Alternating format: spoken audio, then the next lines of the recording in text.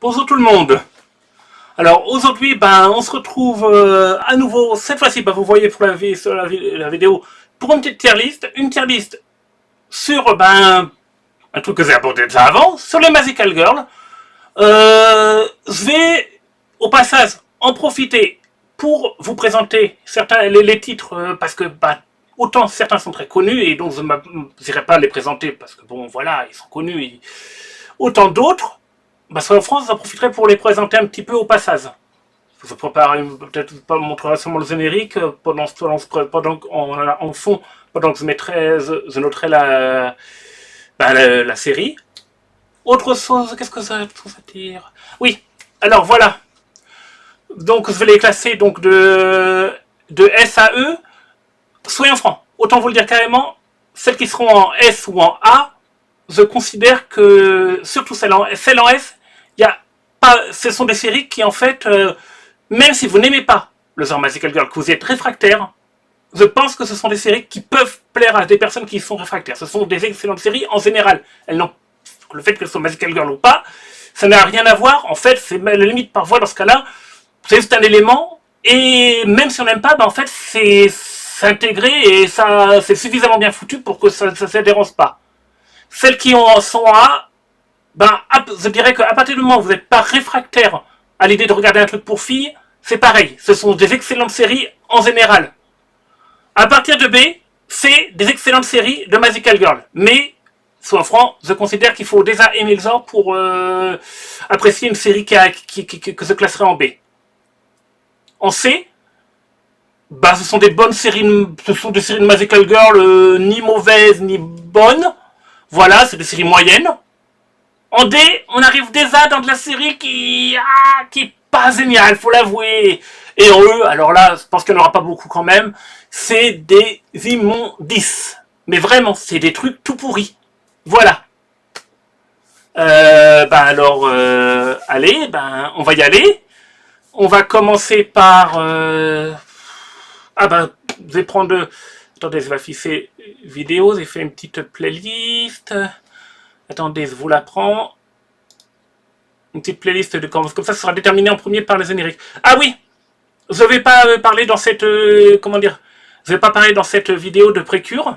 Je vais laisser Précure à part parce que avec le nombre de saisons qu'il y a, ça aurait été beaucoup trop galère. Déjà là, vous voyez, il y a énormément de titres. Ça va déjà faire une vidéo qui risque d'être longue. Alors non, je ne vais pas aborder Précure dans cette vidéo-là. Si je fais une tier list sur Précure, je ferai une tier list que sur Précure. Voilà. Bon. Donc, je vous ai fait donc une petite playlist. Attendez. Voilà, vous voyez ici. On va commencer par le premier titre de la playlist. Attendez, je remets au début. Alors, c'est Pretty Tears. Pretty Tears, c'est un... Comment dire... attendez. Pretty Tears, c'est une série de... Comment dire, de Magical Girl du début des années 2000 de Junichi Sato, le réalisateur de Sailor Moon. Et c'est un Magical Girl que je dirais inspiré des contes de fées. Principalement Blanche-Neige, vu que la Magical Girl a à son service 7 gardiens qui sont supposés être les 7 nains, voilà. Il y a aussi un peu de Cendrillon, c'est inspiré des contes. Junichi Sato est très inspiré des contes dans ses créations. Alors en soi, faut l'avouer, la série est vraiment pas géniale. C'est pas mauvais, c'est vraiment bateau, en fait. Je suis vraiment pas fan. J'ai beau adorer ce que fait Junichi Sato. Là, pour le coup, non. Ce n'est pas génial. Pourtant, le design est pas mal, mais voilà, c'est beaucoup trop générique, beaucoup trop girly, beaucoup trop classique, en fait. Beaucoup trop classique. Ça manque de nouveauté, d'aspiration. Et donc, en fait, Pretty Tears, voilà, c'est là. Pretty Tears, c'est... Je pense... C ou D.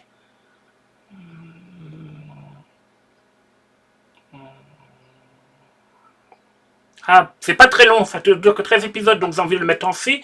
Si ce serait plus long, ça aurait été en D. Mais en 13 épisodes, je pense que c'est en C. Parce que soit en France, la longueur d'un truc mauvais rend le truc plus supportable quand c'est, comment dire, à regarder. Donc voilà, C. Mais bon, vous comprenez, c'est du C, pas du très bon C déjà de base. Voilà. Allez, on passe à la suite. La seconde série que j'ai mis dans la liste. Ah, ça, c'est pas mal connu. Et en France, c'est connu même chez les fans de, comment dire, qui sont pas fans de Magical Girl. Parce que c'est un Magical Girl fait pour un public adulte. C'est Nanoa. Là, pour le coup, c'est l'opening de la première saison. Je pourrais pas mettre le reste parce que, soyons francs, il est clair, c'est que Nanoa, en fait, les autres génériques sont tout de suite claimés et c'est impossible de me trouver sur YouTube. C'est juste, comment dire, c'est en France, c'est une série la musique de générique, elle est prise tout le temps. Faut dire, c'est la série qui a révélé Nana Mizuki. Elle a chanté les génériques et ça a lancé sa carrière en tant que chanteuse et en tant aussi que, comment dire, que doubleuse. Avant, elle avait certes doublé Hinata dans Naruto, mais c'était son seul rôle vraiment connu. Elle est devenue une star après ce rôle-là. Alors, bon. Alors, Nanoa, qu'est-ce que c'est comme série? Ben, je vous ai dit, à la base, Nanoa, ça vise un public adulte. C'est une série nocturne. C'est, comment dire... Attendez, je vais masquer ça pour produire un pareil. Donc, c'est une série nocturne. C'est un spin-off, en fait, d'un jeu érotique. Le personnage de Nanoa, qui est une gamine, n'est pas dans le jeu érotique à draguer non plus. C'est la petite frère du héros.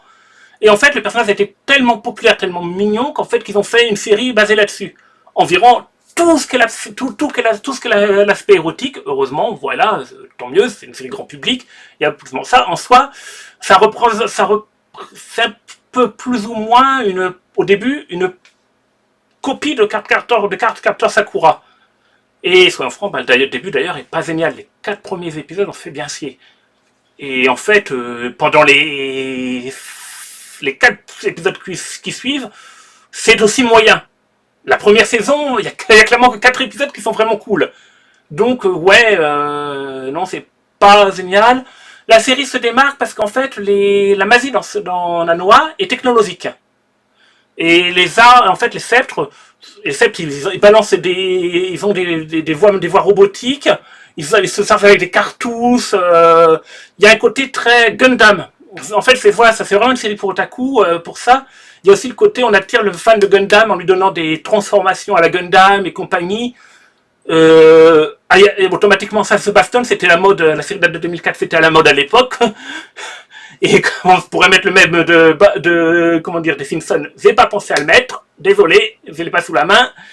Donc oui, et en fait, ouais, c'est ça, série, comment dire, avec de l'action, très inspiré Gundam, très inspiré Sakura. Première saison, soyons francs, bien moyenne. Comme Prettiers, la mec en C, parce que, en fait, c'est court. C'est une série de 12 ou 13 épisodes, je ne me rappelle plus. Ça se regarde, ça bénéficie d'une bonne réalisation, bonne mise en scène. Bon, une animation pas type, mais bonne mise en scène. C'est le réalisateur qui par la suite fera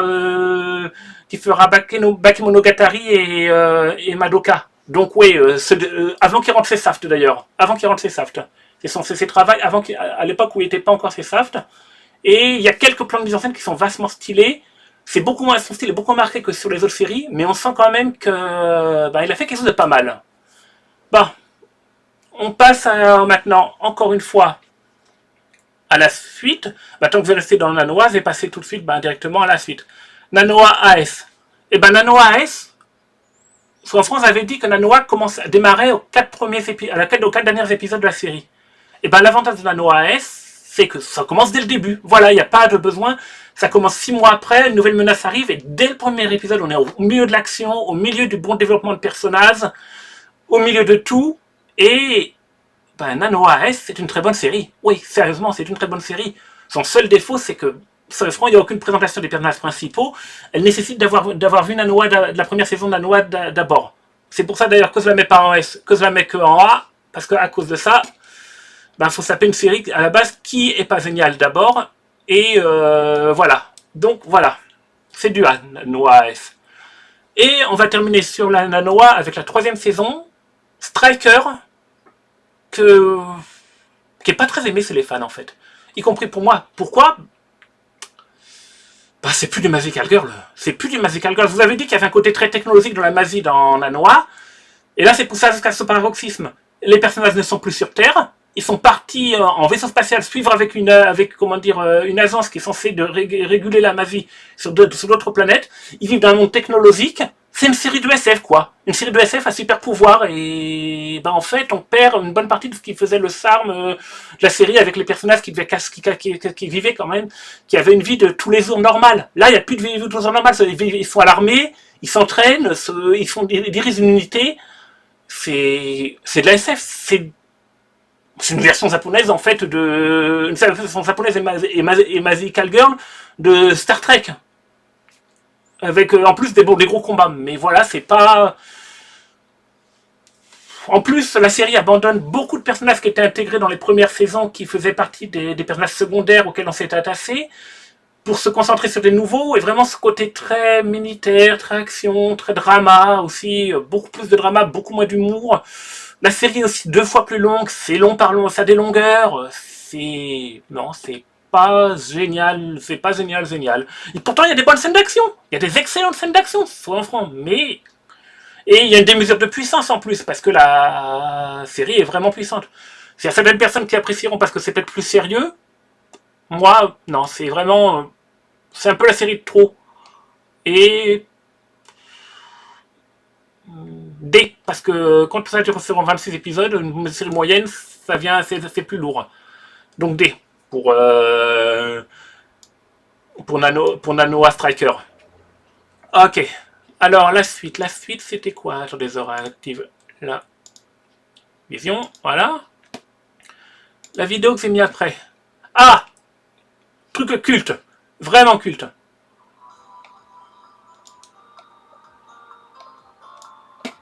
Ouais. Là, c'est réellement culte. Carte Captor Sakura.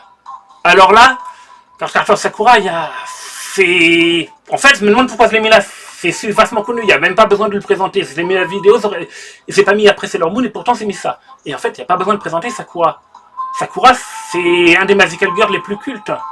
Et bah, c'est génial. C'est génial. C'est bien écrit, les personnages sont ultra attachants, c'est ultra bien réalisé en anime, un studio Madhouse. C'est ultra bien bien dessiné en manga parce que c'est les clamps. Les personnages sont bien campés, ils sont percutants, l'histoire est bien ficelée. Allez, on va dire que le seul petit défaut de la série, c'est qu'il y a un aspect un peu perturbant, mais ce qui se comprend, si on comprend que c'est une série dans les années 90, on va dire, il y a un des personnages de la série, ses parents l'ont marié à sa naissance avec un personnage qui a 20 ans de plus. Et les personnages, comment dire, allez, se regardent parfois dans les yeux, ils savent pas trop comment faire. Ils ont décidé de ne pas, de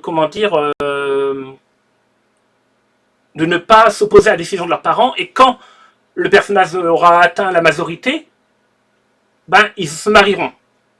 C'est très bizarre, mais on va dire au Japon, dans les années 90, ce genre de truc, on retrouvait ça encore dans les séries. Après tout, Ranma et Akane ont été mariés à leur naissance sans leur poser la question. Et il y a plusieurs séries des années 90 où les personnages parfois ont une grosse différence d'âge, genre facile 15 ans entre les deux.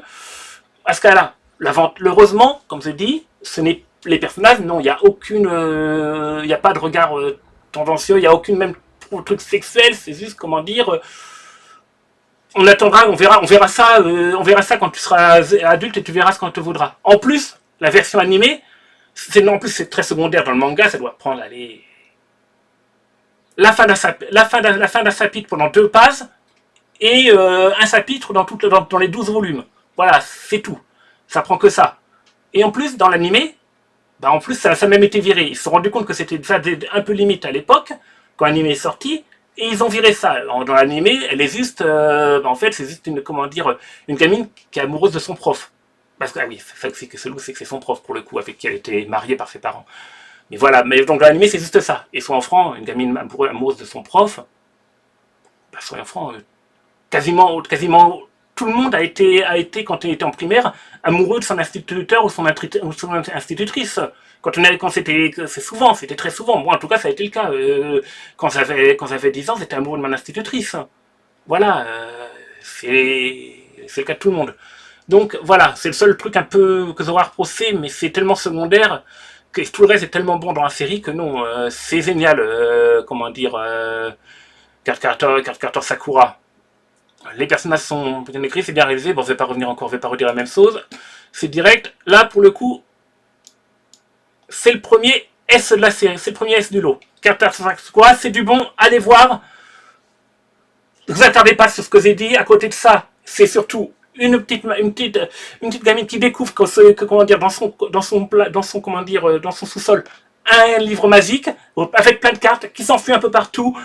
Elle va devoir les retrouver, elle gagnera des pouvoirs au fur et à mesure, beaucoup d'humour, beaucoup de réserve, des histoires d'amour, tout bien écrit. C'est vraiment génial. Alors, c'est quoi ce que j'ai mis après dans le truc? Après ça, que j'ai mis... Ah, Magical Doremi. Magical Doremi. Magical Doremi. Oh, ça a bugué là, la vidéo. On dirait. Donc, je me demande pourquoi. Attendez. Hop, je vais voir. C'est bon, ça a repris. Je vais essayer de voir. Ok. Bon. Je vais essayer de masquer et de remettre. C'est bon, ça revient. Voilà. Donc, Magical Doremi. Vous voyez, style 13 enfants et tout. Et c'est normal, c'est une série pour enfants, pour le coup. C'est vraiment une série pour enfants. Mais, j'ai envie de dire que Magical Doremi, c'est un petit peu la meilleure série pour enfants que vous pouvez trouver pour un petit. Vous avez un petit de 6-10 ans. Vous pouvez, si vous arrivez à trouver Magical Doremi en VF, c'est trouvable sur Internet. Faites-lui regarder. C'est un petit bisou, c'est drôle, c'est intelligent, c'est très intelligent, même pour les enfants, c'est vraiment pas con. Et c'est ultra dynamique. C'est vraiment un petit bisou pour les enfants. Et d'ailleurs, la série a réussi à se faire, comment dire, un public qui était adulte, justement parce que son écriture est très intelligente et d'ailleurs, le public, même le public qui était enfant, au Japon, a continué à grandir avec la série, parce qu'une fois que la série s'est terminée, pour les 10 ans de la série, pour les 10 ans de la série, je crois, ils ont lancé un roman où les héroïnes avaient vieilli. Elles avaient pris aussi 10 ans. Enfin non, 5 ans. 5 ans, elles avaient 16 ans, là. Et donc, c'était plus du tout les mêmes intrigues. C'était vraiment, c'était pour le public qui avait vieilli.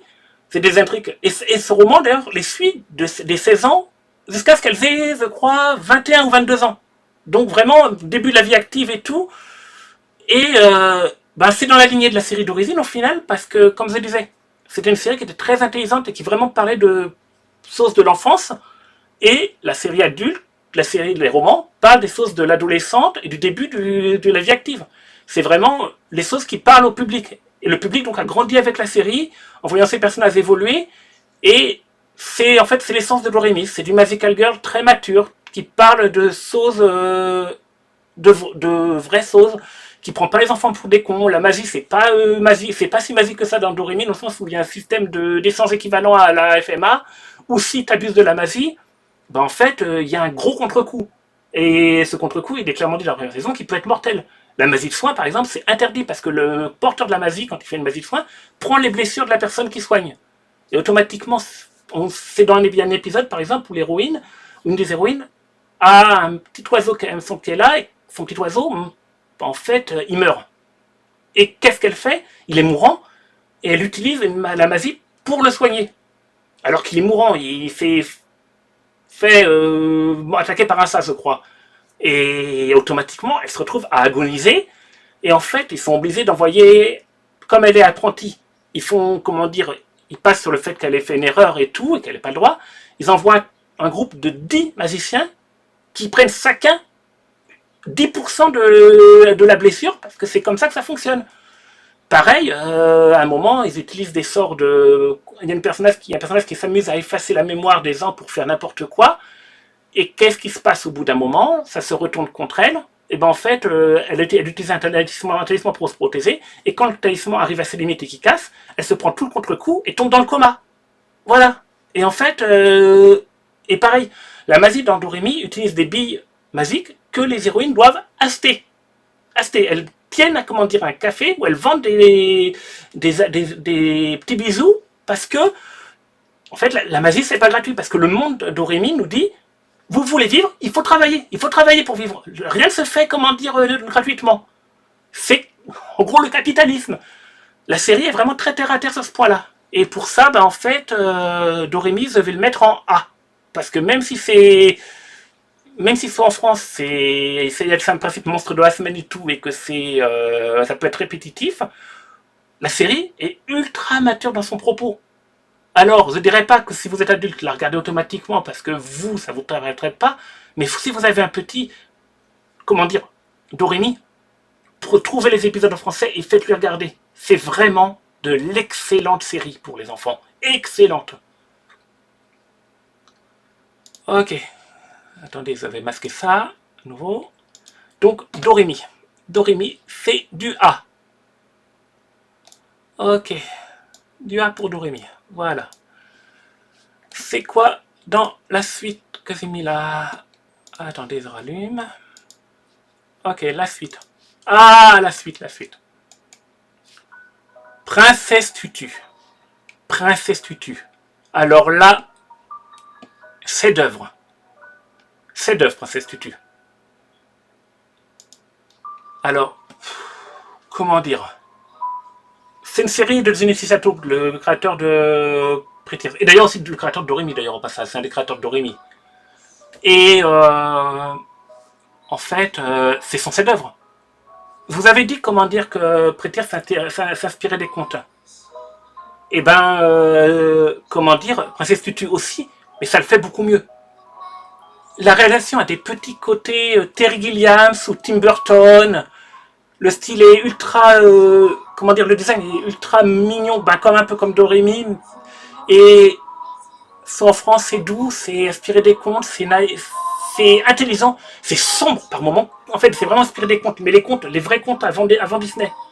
Et il y a des moments, c'est très sombre. C'est vraiment très bien foutu d'un bout à l'autre. Ça déconstruit le genre Magical Girl, genre qui pourtant a tendance à se déconstruire, mais là encore plus. Avant, beaucoup de gens voient Madoka comme le Magical Girl qui a déconstruit le Magical Girl, mais soyons francs, comment dire, Princesse Tutu, ils ont fait ça largement avant. C'est de 2003 ou 2004, je crois, Princesse Tutu. Et c'est un bijou. Là, pour le coup, c'est comme Sakura, c'est un S. C'est un S, il n'y a rien à dire. Allez voir Princesse Tutu, regardez Princesse Tutu, ça vaut le coup, c'est génial, c'est intelligent, c'est sombre par moments, c'est mignon par moments, c'est drôle par moments, c'est... Attendez. Je m'en pose, parce que là, je les ai parlé trop longtemps, ça a arrêté. Et donc, Princesse Tutu, ne vous laissez pas avoir par le titre fait con, mais non, c'est Tutu, parce qu'il y a aussi beaucoup du ballet, il y a des séquences de danse et tout, parce que ça s'inspire aussi du Lac des Cygnes. Et de pas mal de trucs de la musique classique. D'ailleurs, tout le monde de la musique, c'est de la musique classique, c'est des mises en scène à la, comment dire, qui rappellent les ballets, qui rappellent les contes. C'est à la fois, comment dire, c'est à la fois, comment dire, du Doremi pour le mignon, du Madoka pour la déconstruction et pour les passages un peu starbés, c'est du Sailor Moon pour... parce que Jujutsu Sato a aussi réalisé la première saison de Sailor Moon. Et il y a aussi des passages de réalisation qui sont pareils. C'est vraiment... c'est génial, quoi. Franchement, j'ai pas envie d'en dire plus, j'ai pas envie de spoiler. C'est sombre, c'est intéressant, c'est drôle, c'est mature, c'est mignon. Il y a des histoires d'amour, mais pas trop. Enfin, si, mais voilà, il y a des histoires d'amour, mais juste comme il faut. C'est un bisou, et c'est un S. C'est un S, c'est à voir. Ne ratez pas Princesse Tutu, faut regarder Princesse Tutu. C'est bon, Princesse Tutu. Ça fait du bien. Regardez Princesse Tutu. Ok. Maintenant, donc vous avez vu que la nouvelle vidéo qui commençait, c'était Magic Knight Reverse. Alors, Magic Knight Reverse, encore une fois, c'est une série qui pourra plaire vraiment à tout le monde. À tout le monde, surtout en animé. Alors, Magic Nightmares, c'est une série qui a été faite en réponse à Sailor Moon. Mais en fait, c'est des clampes encore à nouveau comme Sakura. Et c'est un isekai. En France, c'est un isekai, il y a de l'heroic fantasy, il y a des gros côtés RPG parce que la série a été financée par Sega, qui en même temps sortait le RPG sur Saturn et des RPG sur Game Gear. Et sur en France, donc, les personnages ont des sorts à la RPG et trucs comme ça. Il y a du mecha, parce que c'est du proto-escaflowne. Chaque héroïne a un mecha après. C'est cool! C'est cool! Il y a le côté Magical Girl, il est ultra en retrait dans la série. Le côté Magical Girl, c'est juste que les héroïnes se transforment en ayant chacun un élément avec elles. Mais en dehors de ça, tout le reste, c'est un anime d'heroic fantasy avec des mechas. C'est vraiment génial. C'est vraiment cool. C'est vraiment une série. Vous aimez les animes d'heroic fantasy, vous aimez les mechas, mais regardez Magic Nightmares. D'ailleurs, pour aimer les mechas, c'est beaucoup de gens qui aiment les mechas ont aimé Magic Nightmares, vu que la série se retrouve dans plusieurs épisodes de Super Robot Taisen, le jeu de Tactical RPG avec toute le crossover de toutes les séries de mechas. Donc Magic Nightmares, en anime, c'est un S. En manga, pendant que je suis sur Magic Nightmares, en manga, ce serait plutôt un B. Pourquoi un B? Parce que le manga, il va trop vite. Beaucoup trop vite. Chaque saison de l'anime fait 3 volumes en manga. Et en plus, le style des clampes dans le manga, c'est pas, je vais mettre l'image en gros, ça devrait se voir. Vous voyez, c'est un petit peu bordélique. C'est trop sarzé. Et là, quand on lit le manga, non seulement ça va vite, très vite, mais c'est trop sarzé. C'est trop sarzé le manga. Et en plus, quand il s'agit de mecha, en fait, toute la partie mecha, en fait, les clans ne sont pas capables de faire de bons combats de mecha en eux-mêmes. Donc, non, dans le manga, ça perd beaucoup de son charme. Et donc, comme je dis, en manga, c'est un B, Magic Nightmares. Attendez, ça grandit ça. Ah merde, j'ai inversé. Comment ça se retourne, ça? Attendez, vous allez voir ça. Ça, je ne m'attendais pas à ce que ça se renverse. Bon, ça va rester inversé. De toute façon, voilà. Peut-être que c'est fait comme ça, c'est comme ça que ça s'est fait, peut-être non. Non, bon, ça veut pas, ça s'est inversé, c'est pas pourquoi, ça s'est inversé. Voilà. Donc, c'est un B pour Magic Nightmares. Le premier B, en fait, du lot. Je pensais pourtant que le B, ce serait comment dire, ce qu'il y aurait le plus dans le lot. Je pensais vraiment que ça mettrait beaucoup plus de B. Et ben non. Ok. Alors, je vais continuer sur la suite. On va voir ce qui se passe après, au niveau série. Qu'est-ce que j'ai mis après? Ah! Après. Série Netflix, pour le coup. Du studio Trigger. Little Witch Academia. Là, on rentre... Bon, Doremi était un peu ça, mais c'était un mix entre ça et du Magical Girl normal. On est dans le type Magical Girl qu'on appelle... Et la vidéo bug aussi, c'est pas pourquoi. Est-ce que là, ça marche? Attendez. Ouais, ça marche. Donc, en fait... Comment dire? En fait, Little Witch Academia, c'est ce qu'on appelle du Mazoko. C'est de l'anime de petite sorcière. En fait, c'est une... comment dire? C'est une ado qui rentre dans une école de sorcières et qui va apprendre à développer, à appeler ses sorts. C'est un petit peu du Harry Potter à la japonaise. Et là, vous allez dire, oui, mais bon, en fait, c'est juste une copie d'Harry Potter, c'est pas super original. Mais il faut savoir, c'est que Trigger, c'était, comment dire... c'est des anciens de la Gainax, tout le monde le sait, mais sauf là, voilà, la Gainax a perdu beaucoup de son... Il y a eu des gros scandales, des grosses dissensions, et les personnages, les animateurs de la Gainax ont quitté la Gainax pour créer le studio Trigger. Et en fait, donc Little Witch Academia, en fait, ces animateurs-là, quand ils étaient chez la Gainax, ils ont créé un anime de Magical Girl, de Mazoko, comme ça, qui est de petite sorcière, qui s'appelait Petite Princesse Lucier, je crois, ou Yusier. Je ne l'ai pas encore vu, j'ai vu en fait les 2 premiers épisodes, c'est assez long à démarrer, mais il paraît que c'est génial. Je pense qu'un de ces jours, il faudrait peut-être que si ça vous intéresse, que je fasse une réaction là-dessus, sur la série, pas avec Moumoun, parce que je ne crois pas que Moumoun s'intéressera. Ce serait intéressant de lui montrer, peut-être que je ferai le premier épisode avec Moumoun, et le reste je le ferai seul avec vous. Et donc, en fait, et bien, cette série-là qui n'était pas sortie, c'était avant la mode de Harry Potter. La série, je crois qu'elle est sortie en 2000. Et le premier film Harry Potter est sorti en 2001, il me semble. Et donc, c'était pas pour surfer sur la vague, d'ailleurs, c'était l'adaptation de leur The Princess Maker. Oui, le truc, comment dire, que le joueur de Grenier a parlé. Et en fait, donc, c'est le même principe, c'était une petite, comment dire, jeune fille qui rentre dans une école de sorcières pour développer ses pouvoirs de sorcière, qui va se lier d'amis avec d'autres sorcières, et dans la seconde partie de la série, il y a des intrigues sombres qui vont apparaître, des intrigues intéressantes, beaucoup de trucs secrets. C'est vraiment bien foutu. Soit en France, si vous aimez Harry Potter, comment dire, Little Witch Academia, c'est de Harry Potter mélangé avec le style du studio Trigger, avec l'animation en plus de fouille du studio Trigger. Et sur Netflix, je crois qu'il y a encore d'ailleurs, et c'est très bon. Regardez-le. Est-ce que je mettrais un S ou pas? Ben, personnellement, je vais pas accroché au point de vouloir mettre un S. Je pense que pour certains, ça peut le mériter. L'animation est géniale, c'est bien foutu. Seulement, moi, ça m'a pas marqué tant que ça. Mais, alors, je vais mettre un A. Je vais mettre un A. Mais en France, je pense que ça pourrait être dans S. Mais je mets uniquement A parce que moi, personnellement, je n'ai pas accroché au point de mettre comment dire, en S. Donc, Little Witch Academia, Léo, Little Witch Academia, pour moi, c'est un A. Voilà, un A. Ok. Alors, la suite. Ah, Pastel Yumi. Pastel Yumi, comment dire que beaucoup de Français connaissent sûrement, qui ont vu ça sur la 5, les quarantenaires ou 50, les quarantenaires et plus, qui ont découvert ça sur la 5. C'est Suzy et les fleurs magiques à la base en France. Et Pastel Yumi, c'est le nom en japonais. Et en fait, attendez, je rallume parce que j'ai coupé ça. Et en fait, Pastel Yumi, bah, c'est un Magical Girl. En fait, tout ce qui est plus classique, un Magical Retro, tout ce qui est plus classique, c'est juste une héroïne de 10 ans qui, pour une bonne action, on lui donne des pouvoirs et elle va aider ses proches avec ses pouvoirs, avec tout plein d'intrigues mignonnes, classiques. C'est très bien réalisé.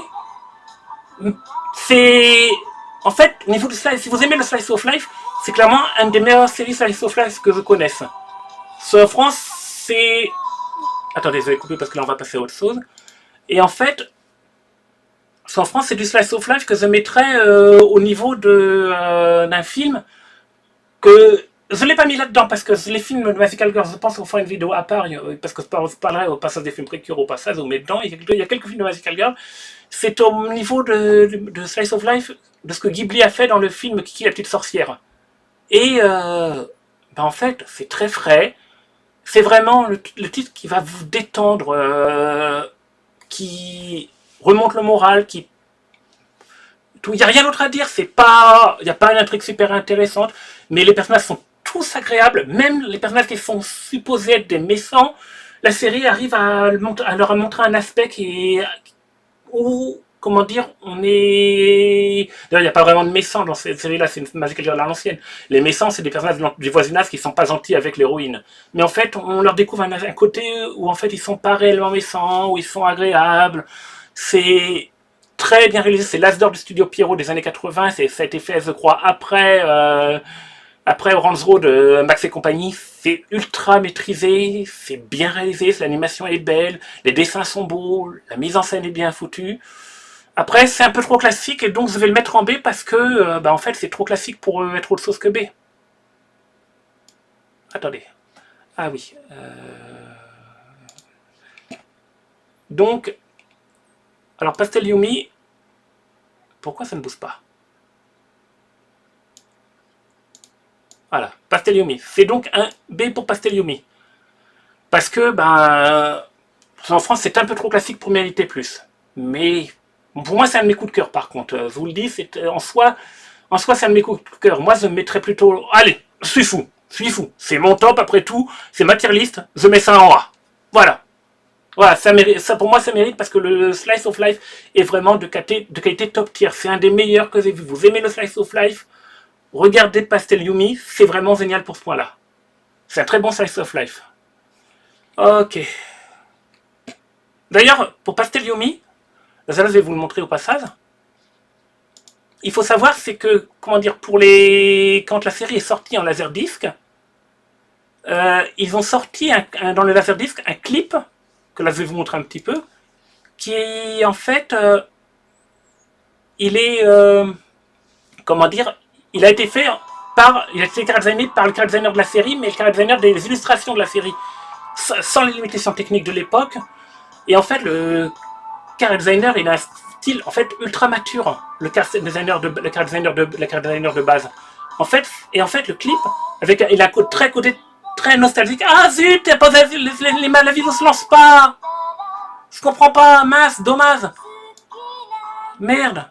Attendez, je vais essayer de changer de, comment dire, de, de source. Je vais essayer de lancer la vidéo avec une autre source ailleurs. Voilà.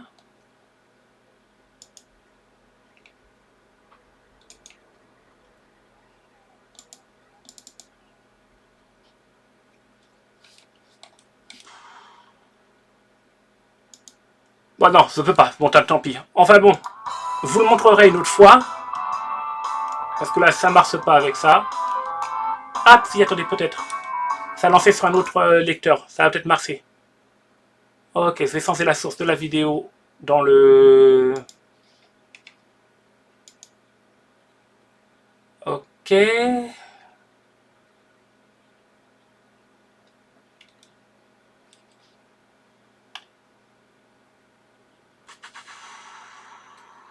Bah non, ça marche pas. Je peux pas trouver, je comprends pas. Ah, mince. Vraiment déception pour le coup. Je voulais vous le montrer. Je vais essayer de fermer ça. Peut-être que ça va le mieux marcher. Attendez. Je vais réessayer. Voilà. Non. Impossible. Impossible de le lancer. Bon, bah, tant pis. Tant pis, tant pis. Bah, en fait, vous le montrerez pas. Bah, donc, je vous disais. Donc, voilà, je vais simplement vous le dire. Donc, dans un style... si vous voulez chercher, ça c'est Pastel Yumi, Scepter True Love. C'est vraiment... Attendez, bah, je vais aller sur la fenêtre de... Comment dire, de Google et je vais vous montrer des images. Je pense que vous en pouvez en trouver. Ok. Attendez, voilà.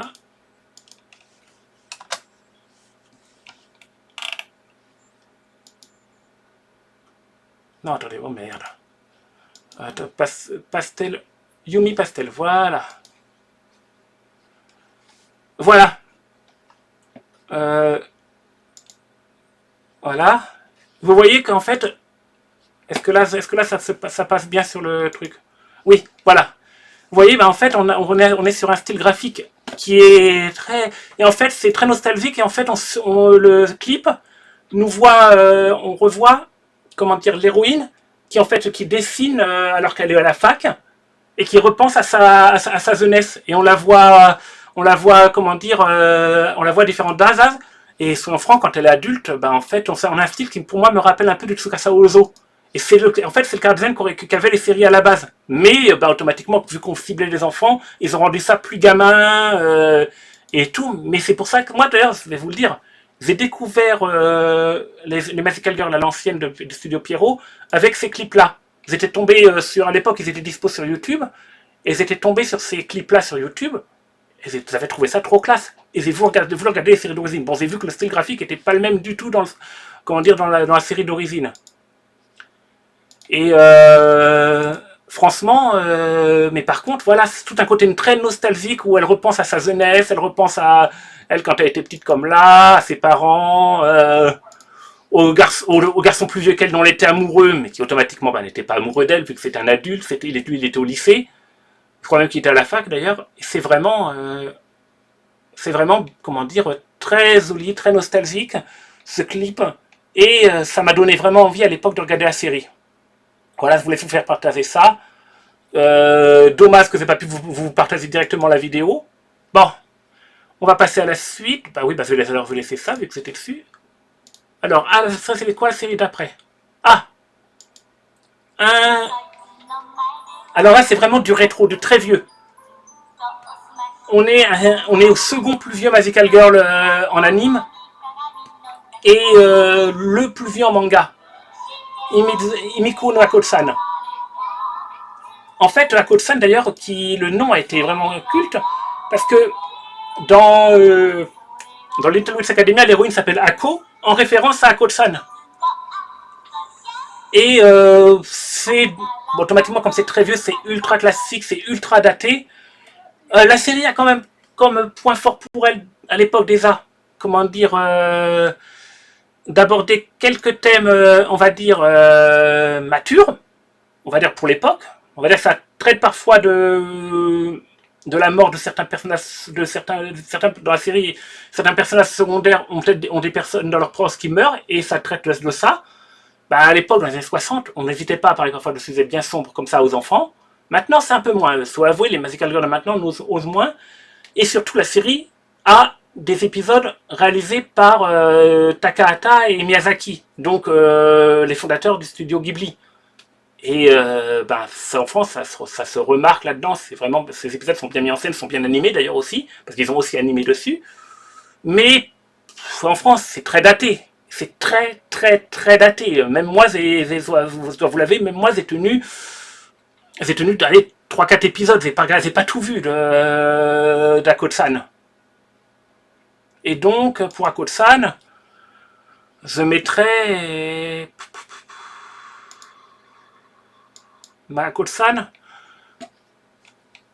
Ako-san d'ailleurs, la première série Ako-san, j'ai mis où l'image? Ah là voilà, le personnage d'Ako-san. J'hésite entre C et D. C parce qu'il y a quelques épisodes de trucs. D parce que bon, c'est pas gêne quand même. Ouais. Mais bon, est-ce que c'est mauvais pour autant? Et puis il y a l'intérêt historique quoi du truc. Et puis il y a Miyazaki. Allez. On va aller sur C. Mais comprenez que c'est un C- là pour le coup. C'est un C-. Mais bon, pour le côté historique, je mets en C et côté Miyazaki. Voilà. Alors, celui d'après. Alors là, c'est encore plus vieux. Et le générique, ça pique vraiment. Mais pourtant, ça a été culte parce que dans le premier, le générique a été repris dans chacune des versions qui ont été plus récentes. Et ben, Sally.